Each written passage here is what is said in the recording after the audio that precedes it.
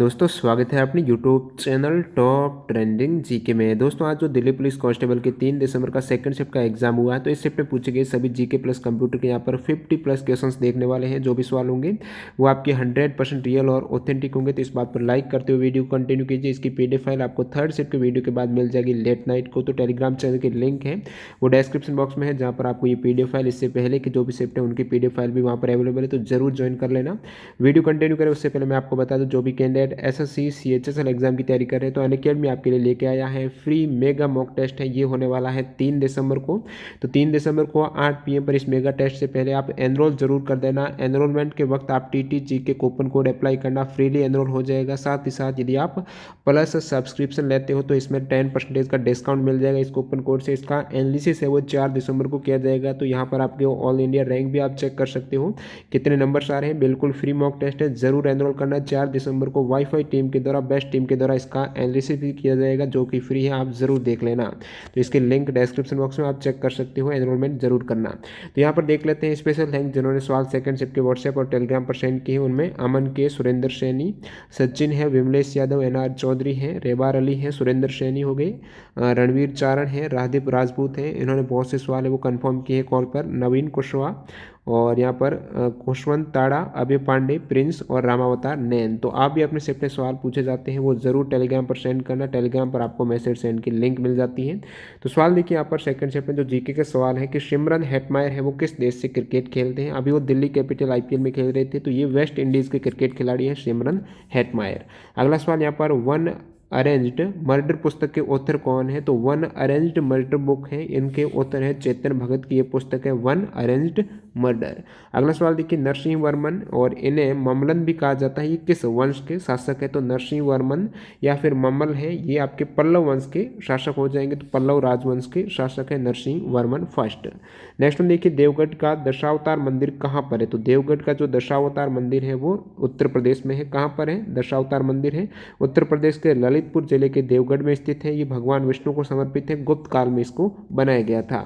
सांची का स्तूप कहाँ पर है। तो रायसेन में है, और जो कि मध्य प्रदेश राज्य में हो जाएगा। सांची का स्तूप है, रिपीटेड सवाल है। इनका निर्माण किया था मूलतः सम्राट अशोक के द्वारा निर्माण किया गया है, मध्य प्रदेश रायसेन में है। कोशिका की आत्मघाती थैली किस कोशिकांग को कहा जाता है। तो सुसाइड बैग हो जाएगा आपके, लाइसोसोम को बोला जाता है। अन्य जो इंपॉर्टेंट कोशिकांग का उपनाम में मैं माइटोकॉन्ड्रिया की बात करूं तो कोशिका का शक्तिगृह कह सकते हो, पावर हाउस है, ये माइटोकॉन्ड्रिया है। राइबोसोम है, प्रोटीन की फैक्ट्री। कोशिका झिल्ली रहती है, कोशिका का रक्षक। एक आपके सवाल था कौन लोकसभा के अध्यक्ष नहीं रहे हैं। तो मैं बता दूं लोकसभा के अब तक जितने भी अध्यक्ष रहे हैं उनकी लिस्ट जो इनमें से नहीं था वो करेक्ट हो जाएगा। अब तक टोटल यहाँ पर 18 लोकसभा अध्यक्ष रह चुके हैं। वर्तमान में 18वें कौन है, ओम बिरला है। और प्रथम कौन रहे थे, बहुत बार एग्जाम पूछा जाता है, तो गणेश वासुदेव मावलंकर रहे थे, प्रथम लोकसभा अध्यक्ष हैं। और बाकी बात करूँ मैं, अनंत शैनम अयंगर है सेकेंड, और उसके बाद सरदार हुकुम सिंह, नीलम संजीव रेड्डी, जीएस ढिल्लो, बलिराम भक्त है, नीलम संजीव रेड्डी और दोबारा रहे हैं। केएस हेगड़े हो गए, बलराम जाखड़ हैं, ओम बिरला, सुमित्रा महाजन, मीरा कुमार, सोमनाथ चटर्जी, मनोहर जोशी, बाल योगी हैं, पीएम संगमा, शिवराज पाटिल, रवि राय। तो ये सभी लोकसभा के अध्यक्ष रह चुके हैं। इनके अतिरिक्त जो भी था वो करेक्ट हो जाना चाहिए। अगला सवाल देखिए स्थायी उत्तक से संबंधित आपके क्वेश्चन था, एग्जैक्ट क्या क्वेश्चन था पता नहीं। आप में से जिन भी कैंडिडेट का एग्जाम था जरूर बताना कौन से उत्तक से रिगार्डिंग क्या पूछा था। तो मैं स्थायी उत्तक की बात करूँ तो जो सरल स्थायी उत्तक है इसके यहाँ पर 3 प्रकार होते हैं। एक तो आपके मर्दूतक हो जाएगा, पेरेनकाइमा, फिर आपके कॉलेनकाइमा और स्क्लेरेनकाइमा, जिसे दृढ़ उत्तक बोला जाता है। इनके कुछ इंपॉर्टेंट मैं गुण बता देता हूं। जैसे कि स्क्लेरेनकाइमा की बात करें तो ये उत्तक मर्द कोशिकाओं में पाया जाता है। बहुत बार पूछा जाता है कौन सा उत्तक है मर्द कोशिकाओं में, तो ये स्क्लेरेनकाइमा हो जाएगा। बाकी दोनों जीवित कोशिका में है। और स्क्लेरेनकाइमा का जो काम रहता है वो पादप को यांत्रिक दृढ़ता प्रदान करना रहता है, यांत्रिक दृढ़ता प्रदान करना। और पेरेनकाइमा है, ये जो उत्तक रहता है ये पादप के कोमल भागों में पाया जाता है। तो कोमल भागों में पेरेनकाइमा है। मुख्य काम हो जाएगा भोजन का भंडारण, ये पूछे हुआ सवाल है। कोमल भागों में जो पेरेनकाइमा पाया जाएगा।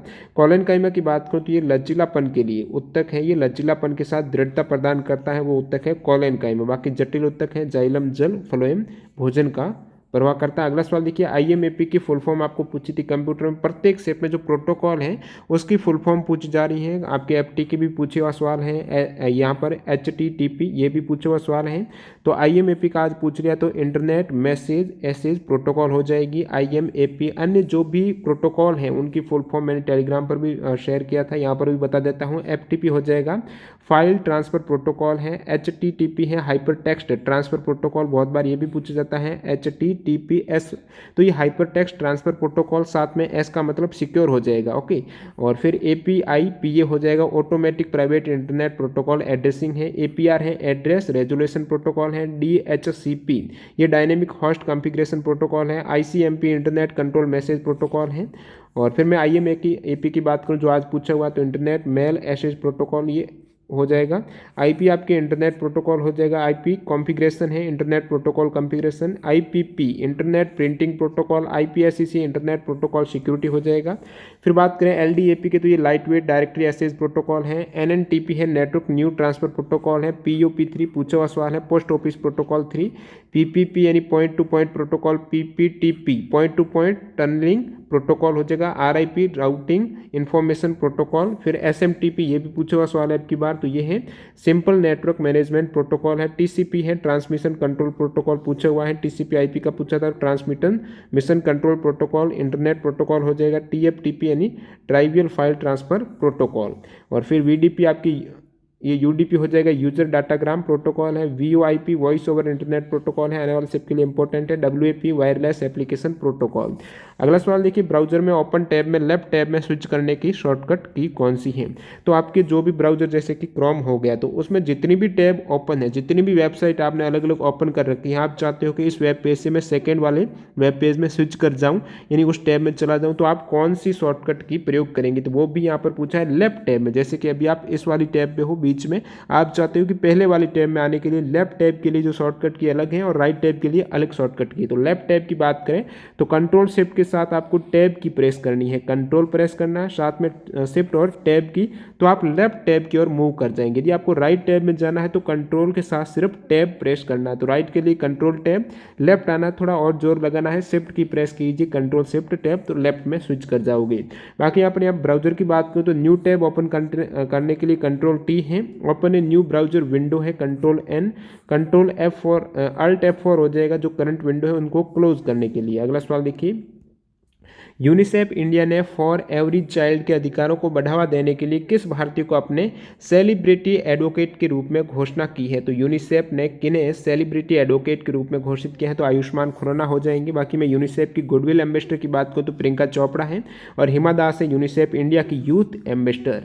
अगला सवाल देखिए यहाँ पर, world number 3 highest wicket taker in test cricket में तीसरे सबसे ज्यादा विकेट लेने वाले खिलाड़ी हैं अनिल कुंबले। प्रथम कौन है, तो मुथैया मुरलीधरन है, 800 विकेट है इनके। शेन वार्न के 708 है। फिर तीसरे स्थान पर अनिल कुंबले के हैं 619 विकेट है। जेम्स एंडरसन के 600 विकेट। अगला सवाल देखिए यहाँ पर, लैक्टोमीटर किस सिद्धांत पर कार्य करता है, तो ये आर्किमिडीज के सिद्धांत पर कार्य करता है। और आर्किमिडीज का सिद्धांत क्या कहता है, किसी तरल माध्यम में आंशिक या पूर्ण रूप से डूबी हुई वस्तु पर उत्प्लावन बल, जो कि वस्तु डूब रही है उसकी विपरीत दिशा में जल के द्वारा जो बल लगाया जाएगा वो वस्तु के द्वारा जो प्रतिस्थापित है विस्थापित तरल के भार के इक्वल रहेगा उत्प्लावन बल। ये है आर्किमिडीज का सिद्धांत, और इस पर लैक्टोमीटर जो कार्य करता है, लैक्टोमीटर का कार्य है दूध की शुद्धता का पता लगाना, जिसकी खोज की थी डिकास के द्वारा इनकी खोज की गई थी। राज्यसभा के उपसभापति कौन है वर्तमान में, तो ये 14 सितंबर 2020 को बने हैं, वो है हरिवंश नारायण सिंह हैं, और बीच में पद रिक्त है ये। और ये बात करूं मैं, ये 12वें हैं राज्यसभा के वर्तमान उपसभापति कौन से नंबर के, तो 12वें डिप्टी चेयरमैन है राज्यसभा के। आप कमेंट करके बताना, जो भी कंटिन्यू वीडियो देख रहे हैं पता चल जाए कितने स्टूडेंट कंटिन्यू देख पा रहे हैं।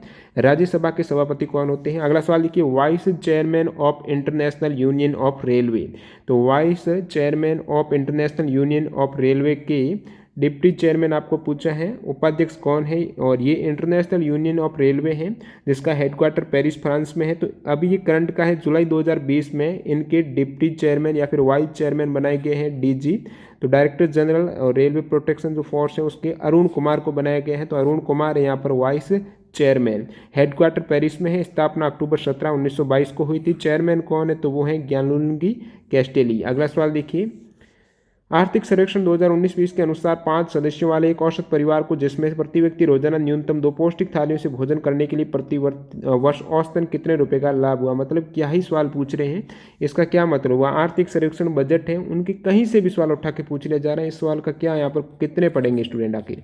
तो आप यहाँ पर पूछा है कि आर्थिक सर्वेक्षण जो 2019-20 है उसमें एक जो थालीनॉमिक्स वाला आई है, नया आर्थिक सर्वेक्षण में ऐड किया गया है थालीनॉमिक्स को।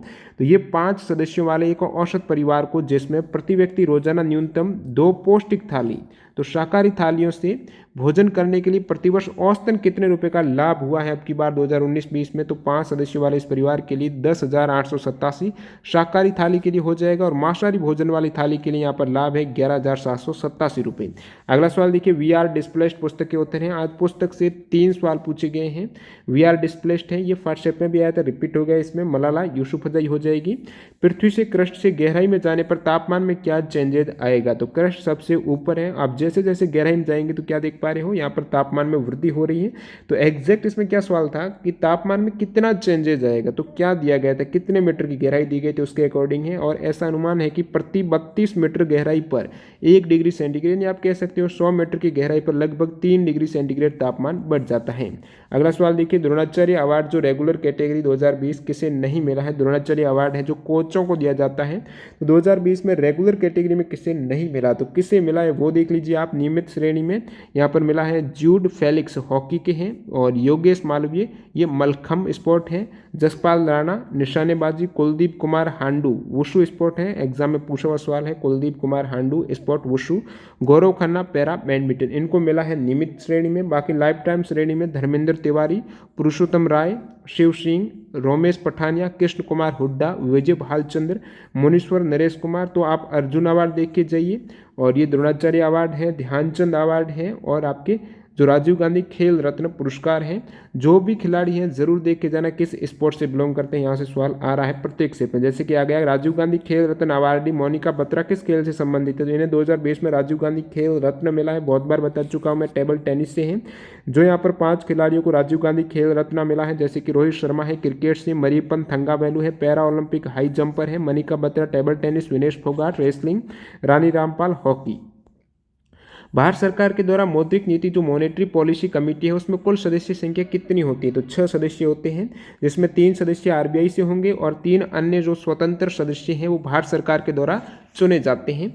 और आरबीआई के 3 अधिकारी में एक तो गवर्नर है, एक डिप्टी गवर्नर है, और एक अन्य अधिकारी शामिल होता है। और ये जो मॉनेटरी पॉलिसी है कमेटी है, ये 27 जून 2016 को इसका गठन हुआ था। सबसे पहले सांख्य दर्शन के प्रणेता कौन है, तो ये कपिल मुनि हो जाएगा। इसके पारंपरिक जन्मदाता कपिल मुनि है। सांख्य दर्शन की बात करूं मैं वैशेषिक दर्शन की, तो वो उनके प्रवर्तक हैं महिश्री कणाद हैं, और महिश्री अक्षपाद गौतम के द्वारा जो प्रेरित हैं वो आपके न्याय दर्शन है, उनकी प्रणेता हैं गौतम, महिश्री गौतम। अगला सवाल देखिए, भारतीय संविधान में किस पद का वर्णन नहीं है, कौन सा पद संवैधानिक नहीं है ये पूछा था, तो सॉलिसिटर जनरल हो जाएगा। बाकी चौथा ऑप्शन क्या था कमेंट करना आप। मैं बात करूं महान्यायवादी की, या फिर इन्हें अटॉर्नी जनरल आप बोल सकते हो इंग्लिश में, तो ये महान्यायवादी का पद है, संवैधानिक पद होता है। और जो आपके एडवोकेट जनरल हैं ये भी संवैधानिक है, क्योंकि आपको पता होना चाहिए भारतीय संविधान के अनुच्छेद 165 के अनुसार राज्यपाल के द्वारा एडवोकेट जनरल या फिर महाधिवक्ता की नियुक्ति राज्यपाल के द्वारा आर्टिकल 165 जो संविधान के अंतर्गत हो जाएगा। और बाकी यहाँ पर बात करें महान्यायवादी की, अटॉर्नी जनरल की, तो वो आर्टिकल 76 के अंतर्गत राष्ट्रपति के द्वारा उनकी नियुक्ति की जाती है। और बाकी यहाँ पर अभी वर्तमान में अटॉर्नी जनरल कौन है, के वेणुगोपाल हैं, और सॉलिसिटर जनरल कौन है, तुषार गुप्ता हैं। तो ये 2 पद सॉलिसिटर जनरल और अतिरिक्त सॉलिसिटर जनरल हैं, इनके पद हैं वो संवैधानिक नहीं वैधानिक। अगला सवाल देखिए, इंडिया जीडीपी इन अप्रैल जून 2020 में जो अभी ये क्वार्टर हैं, क्वार्टर फर्स्ट अप्रैल जून का, अप्रैल से जून तक, तो इस पीरियड में फाइनेंशियल ईयर 2020-21 में भारत की जीडीपी केंद्र सरकार के सांख्यिकी मंत्रालय के अनुसार है 2020-21 वित्त वर्ष की पहली तिमाही यानी अप्रैल से जून के बीच जो विकास दर है उसमें कितनी गिरावट आई है, 23.9% की गिरावट यहाँ पर आई है। ये सांख्यिकी आंकड़ा है जो केंद्रीय सांख्यिकी मंत्रालय के अनुसार। अगला सवाल देखिए, जीएसटी किस संविधान संशोधन के तहत पारित किया गया था, तो ये आपके हो जाएगा 101वां 101st अमेंडमेंट एक्ट 2016 1 जुलाई 2017 को लागू हुआ था। भारत के लिंगानुपात में किस वर्ष वृद्धि हुई है? तो लिंगानुपात की बात करूं, जैसे कि 2001 में लिंगानुपात भारत का कितना था? 933 था। चाइल्ड लिंगानुपात 927 था। ओके, 2011 में भारत का लिंगानुपात 943 कह सकते हो। वृद्धि तो हो रही है 2011 में, लेकिन स्टूडेंट बोल रही है ऑप्शन में नहीं थे। अगला सवाल देखिए, best year for GDP calculation. तो जीडीपी कैलकुलेशन के लिए आधार वर्ष कौन सा अभी वर्तमान में 2017-18 है? इससे पहले 2011-12 था, उससे पहले 2004-5 था। तो 2011-4-5 से फिर चेंज हुआ 2011-12 में, और अभी यहाँ पर 2011-12 से 2017-18 बैच ईयर कर दिया गया है जीडीपी कैलकुलेशन का। संविधान के कौन से भाग में राज्य और केंद्र का संबंध है? राज्य और केंद्र के बीच जो संबंधित है वो भाग 11 हो जाएगा। संघ और राज्यों के बीच संबंध है, ये आपके भाग 11 में वर्णित है। आर्टिकल 245 से 263 तक है। बात करूँ मैं संविधान का, जो इंपॉर्टेंट एक फैक्ट हो जाएगा, संविधान संशोधन कौन से भाग में? भाग 20 में, आर्टिकल 368 में। तो जितने भी भाग है संविधान के 22 भाग, तो आप जरूर देख के जाना कि वो कौन सा भाग, आर्टिकल कहाँ से कहाँ तक है और किससे संबंधित है। चोल साम्राज्य में वेटी किसे कहा जाता है? तो चोल साम्राज्य में वेटी है एक प्रकार का टैक्स है। क्या है? वेटी टैक्स है। और चोल साम्राज्य में 2 टैक्स प्रमुख थे, वेटी था और बाकी था आपकी कादमाई टैक्स है। ये इम्पोज किए गए थे चोल पीरियड के दौरान। वेटी का वैसे मतलब होता है किसानों को राजा या उनके गांवों के जमींदारों को मुफ्त में काम करने के लिए मजबूर किया जाता था। एक तरीके से इनको फ्री में काम कराया जाता था किसानों को, ये वेटी होता था। कादमाई भूमि राजस्व को संदर्भित एक टर्म है, जिसे किसानों को राजा को देना पड़ता था। तो ये दोनों ही यहाँ पर टैक्स हो जाएंगे। भारत सरकार के द्वारा किस बीमारी को 2025 तक पूर्णतः खत्म करने का लक्ष्य रखा गया है? तो स्टूडेंट बोल रहे हैं वहाँ पर टीबी ऑप्शन में नहीं था, अन्य क्या ऑप्शन थे आप कमेंट करके बताना। तो भारत सरकार के द्वारा किस बीमारी को 25 तक, वैसे बात करें तो टीबी को इराडिकेट करने का जो लक्ष्य रखा गया वो 2025 है। सिकंदर के किस सेनापति को चंद्रगुप्त मौर्य ने हराया था? तो वो सिकंदर के सेनापति का नाम क्या था? सेलुकस थे। उनको चंद्रगुप्त मौर्य ने अंतिम युद्ध में सिकंदर के सेनापति सेलुकस को हराया था। सेलुकस की हार हुई थी और उस केस में हुआ क्या कि चंद्रगुप्त मौर्य से संधि कर ली थी इन्होंने, सिकंदर ने, और अपनी पुत्री का विवाह चंद्रगुप्त मौर्य से कर दिया। अगला सवाल देखिए, फोर्ट विलियम कॉलेज कोलकाता में है, जो स्थापना के समय गवर्नर जनरल कौन थे? तो इसकी स्थापना है लॉर्ड वेलेस्ली के द्वारा 10 जुलाई 1800 में की गई थी। अगला सवाल देखिए, एलोरा में कैलाश मंदिर का निर्माण किस वंश के शासकों के द्वारा करवाया गया था? तो एलोरा में जो कैलाश मंदिर है महाराष्ट्र में, उसका निर्माण कराया गया था राष्ट्रकूट वंश के शासक नरेश कृष्ण प्रथम के द्वारा। 8वीं शताब्दी में इसका निर्माण हुआ था। ये मंदिर एलोरा औरंगाबाद जिला महाराष्ट्र में है।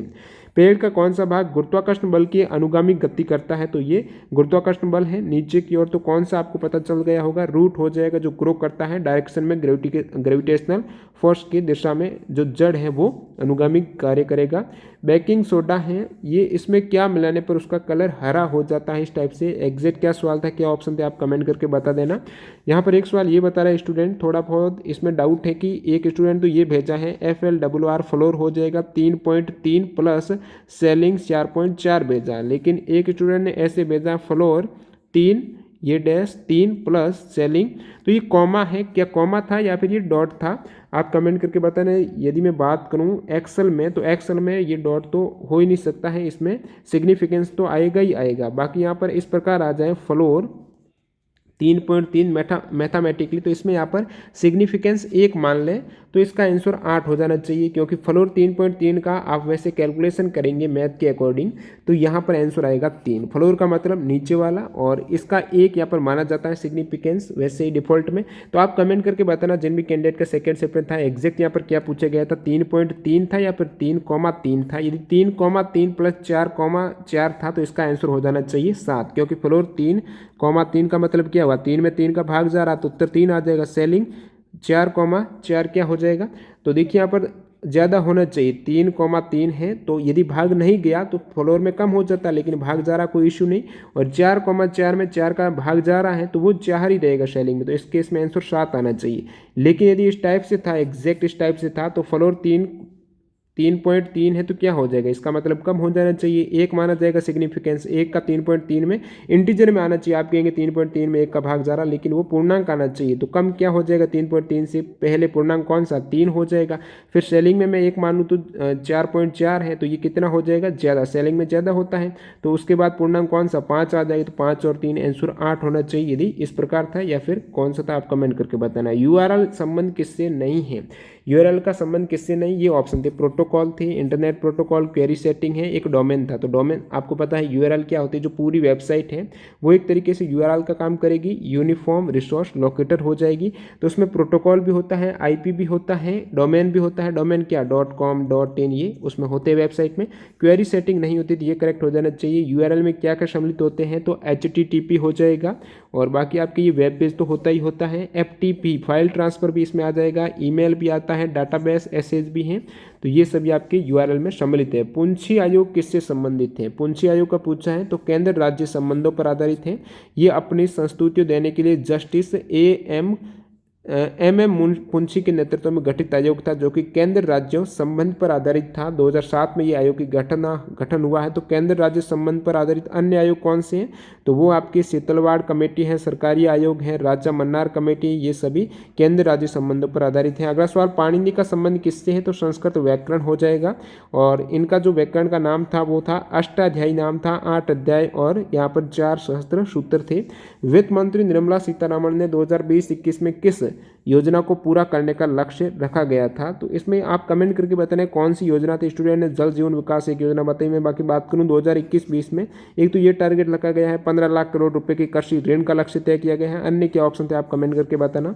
2005 में सुनीता नारायण को किस क्षेत्र में 2005 में पद्मश्री अवार्ड दिया गया, तो सुनीता नारायण को वहां पर अदर में दिया गया था, जो कि विज्ञान और पर्यावरण का क्षेत्र हो जाएगा। तो ये एक पर्यावरण विद है, तो सुनीता नारायण है, तो पर्यावरण और विज्ञान जो भी ऑप्शन था आपके करेक्ट हो जाएगा। 2005 में इन्हें पद्मश्री है। मतलब कहाँ से सवाल पूछा जा रहा है, 2005 से पूछ लिया, किसी को आंसर नहीं पता होगा। और अगला सवाल देखिए, if we select cells from B3 to G9, तो B3 से लेकर आप G9 तक सेल सेलेक्ट करेंगे तो नेम बॉक्स में क्या आएगा, जो पहले वाली सेल है वही आएगी नेम बॉक्स में।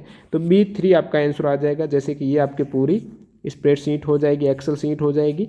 तो ये आपके ABC और इस प्रकार लास्ट में एक G भी है। तो B3 से लेकर यहाँ से आप स्टार्ट करेंगे और लास्ट तक G तक जाएंगे। तो जो पहले वाली सेल से आप स्टार्ट करें उसे सेलेक्ट करना, उसका नाम आ जाएगा, तो वो B3 हो जाएगी नेम बॉक्स में। अगला सवाल देखिए, लोनार झील का निर्माण कैसे हुआ, तो ये क्रेटर झील है। मतलब यहाँ पे एक उल्का पिंड गिरा है। इसका निर्माण उल्का पिंड की पृथ्वी से टकराने पर एक बहुत बड़ा खड्डा हो गया था।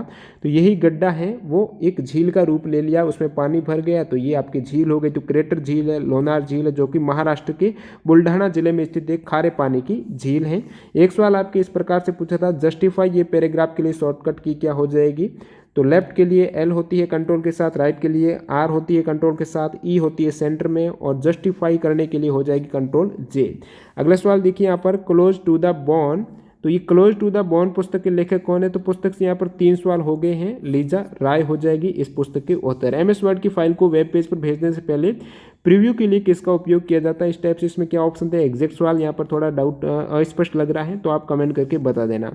MS वर्ड कथन और ये कथन स्टेटमेंट वाला सवाल पूछा था, जो कि प्रत्येक से इस टाइप से पूछा जा रहा है कि गलत स्टेटमेंट या फिर सही स्टेटमेंट कौन सा है। तो यहाँ पर इस टाइप से स्टूडेंट ने ऑप्शन भी बताए हैं कि MS वर्ड में rows can not be in prime number, कि रोज जो आपकी पंक्तियाँ होती हैं वो अभाज्य संख्या नहीं हो सकती। ऐसा कुछ जरूरत नहीं है कि पंक्तियाँ 1 2 3 4 अभाज्य संख्या होती है बिल्कुल। तो ये वाला स्टेटमेंट का बिल्कुल गलत दे रखा है इन्होंने। टेबल कैन ओनली हैव 1 रो, तो टेबल में ऐसा तो नहीं केवल एक ही रो होगी, बहुत सी पंक्तियाँ। वैसे मैं बात करूँ MS वर्ड में, टेबल में पंक्तियाँ तो अनलिमिटेड हो सकती है, और table can have only 1 column है, ये भी फिक्स नहीं है। 67 शायद कॉलम हो सकते हैं उसमें। Table have only 1 row and column, तो मिनिमम 1 रो और कॉलम, ऐसे मिनिमम टर्म आया होगा, इसमें शब्द आया होगा, तो ये वाला ऑप्शन सही होना चाहिए। Which is not fish category, कौन सी फिश कैटेगरी नहीं, ये भी ऑप्शन पर आधारित हो जाएगा आपके। तो इस टाइप से यहाँ पर लगभग 50 सवाल मैंने सेकंड शिफ्ट के बता दिए हैं। मिलते हैं थर्ड शिफ्ट के वीडियो के साथ।